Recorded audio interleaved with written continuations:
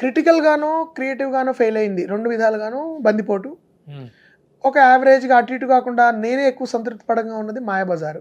క్రిటికల్గా failure అయ్యి చాలా మందికి నచ్చక, కొన్ని విషయాలు నాకు నచ్చి చాలా విషయాలు నచ్చని సినిమా కొంతమందికి. నాకు చాలా విషయాలు అది ఇష్టము, కానీ వేరే వాళ్ళకి ఎందుకు ఇష్టం లేదో నాకు కొంత అవగాహన ఉంది, కొంత అంత మనసాక్షి. అవతల వాళ్ళకి ఇష్టం, అవతల వాళ్ళంటే ఎవరు? ప్రేక్షకులు అండ్ విమర్శకులు, క్రిటిక్స్.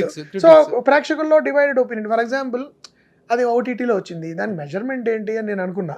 ప్రొడ్యూసర్కి అయితే డబ్బులు వచ్చాయి, ప్రేక్షకులు నచ్చిందా లేదా అని చెప్పడానికి నేను అసలు అమెజాన్ వాళ్ళని అడిగా. అమెజాన్ వాళ్ళు they told me they are very happy with the film result.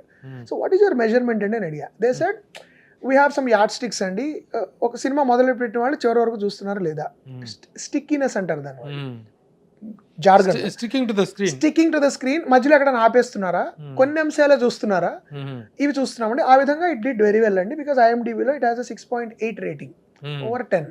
అంటే 10లో ఆల్మోస్ట్ 7గురికి ఆ సినిమా నచ్చింది. సో ఇట్ ఈస్ నాట్ ఎవరు నష్టపోలా.